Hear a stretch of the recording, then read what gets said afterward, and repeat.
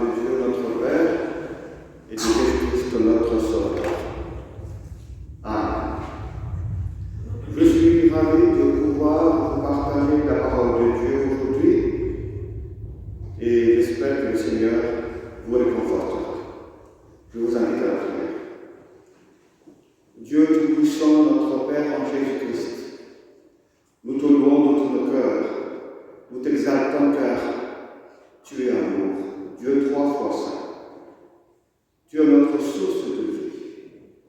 Merci pour ce moment pour que nous puissions connaître encore une fois ta volonté. Verse-nous alors ton Saint-Esprit pour nous guider, pour nous convaincre. Parle-nous, Seigneur, et rends-nous attentifs à ta parole. Dans le nom de Jésus, nous te prions. Amen. Notre méditation pour aujourd'hui est tirée de l'Évangile selon Matthieu. Matthieu chapitre 5, versets 43 à 48. Nous n'aimons plus faire du mal, car nous sommes déjà enfants de Dieu. Tel est le thème de notre méditation. Que le Seigneur soit avec nous tous. Nous savons tous que Matthieu chapitre 5 à 7 nous relate le sermon de Jésus sur la montagne. On peut dire qu'il s'adresse avant tout aux Juifs qui pensent que c'est seulement en observant à la lettre la loi de Moïse qu'ils seront sauvés, comme si la rédemption de Christ ne comptait pas. Et face à ce légalisme juif, le Seigneur leur a rassuré au chapitre 5, verset 17, « Ne pensez pas que je sois venu supprimer la loi de Moïse et l'enseignement des prophètes. Je ne suis pas venu pour les supprimer, mais pour leur donner tout leur sens. » Donner tout le sens de la loi. Voilà le plus important dans le message de notre Seigneur. Notre Seigneur nous enseigne qu'en tant qu'enfants de Dieu, nous devrions appliquer la loi dans la foi et dans l'amour de Dieu. Ainsi, nous surpassons même la loi de Moïse. Effectivement, après, vous avez entendu que le Seigneur ajoute à chaque fois « Eh bien, moi, je vous dis ». Prenons par exemple la fameuse loi « œil pour œil, dent pour dent ».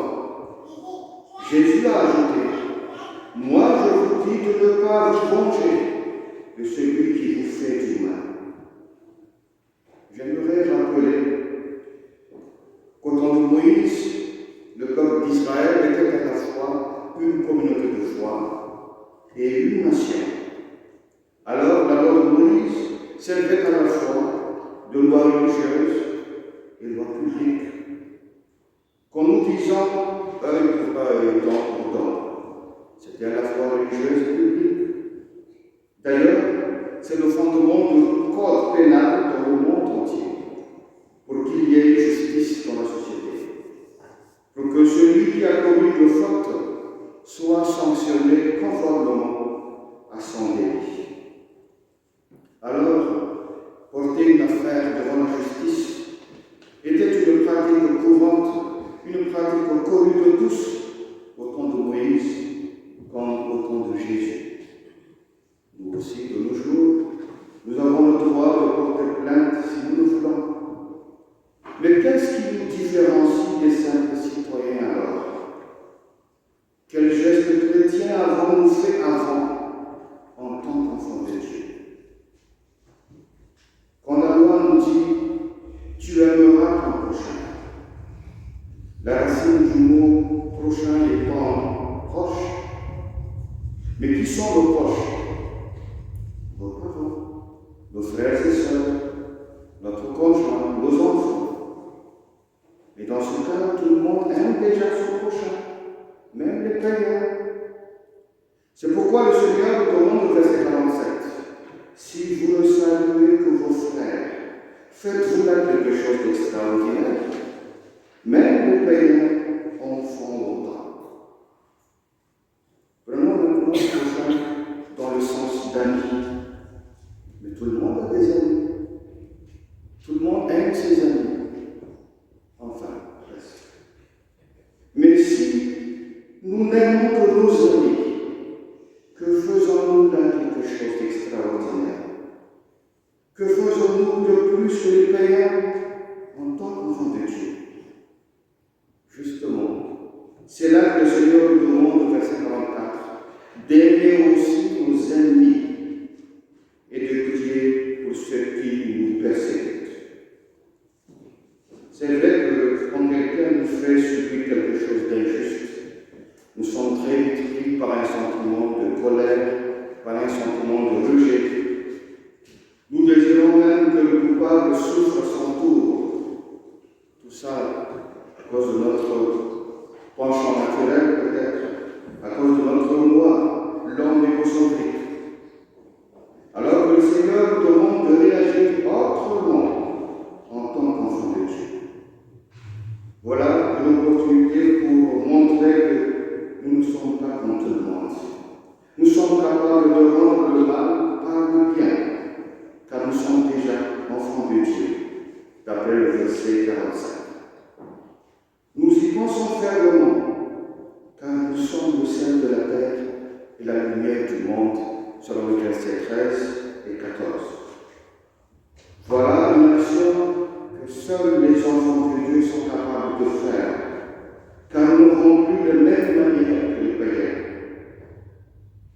Alors, comme Dieu qui fait lever son soleil aussi bien sur les méchants que sur les bons, d'après le verset 45, nous devrions aussi considérer ceux qui ne sont pas encore proches, et ceux qui sont encore méchants. En effet, c'est dans l'Église que nous rencontrons des personnes qui nous sont encore différentes. Différentes parce que nous n'avons pas peut-être la même culture. Nous ne sommes pas peut-être de la même tribu. Nous n'avons pas peut-être les mêmes tendances politiques. Et il se trouve que certaines personnes ne nous aiment pas sans raison évidente. Des fois, certaines personnes sont carrément méchantes. Alors, que faire quand quelqu'un nous maltraite? Ici, le Seigneur nous demande de prier avant tout. Car prier, c'est se confier à Dieu, lui demander la sagesse, de sorte que nous ne réagissions pas comme les méchants, mais comme enfants de Dieu. Prier pour demander à Dieu la capacité de comprendre notre ennemi, ensuite de le pardonner et de lui faire du bien, afin que nous puissions le porter sincèrement en prière, dans le but que le Seigneur le touche et le transforme. Prier pour ses ennemis n'est pas juste de la bonne parole pour Jésus. Il l'a fait sur la croix pour ses bourreaux, afin que leurs péchés soient pardonnés. Donc c'est bien faisable lorsque nous sommes vraiment en Christ. Je vous invite à l'essayer sincèrement et vous verrez comment Dieu apaisera votre colère et votre haine. Chers frères et sœurs, quelqu'un peut encore vous haïr, vous maltraiter, vous dénigrer, vous lancer des fausses accusations. Je sais que ça fait mal quand ces personnes agissent méchamment. Justement, priez pour que Dieu pense les plaies de votre cœur. Priez pour que Dieu vous donne la force de réagir différemment en tant qu'enfant de Dieu. Priez pour que votre cœur ne soit pas gonflé par la haine et l'esprit de vengeance. Pasteur Martin Luther King, l'Américain noir, était sévèrement victime du racisme et de la ségrégation ethnique.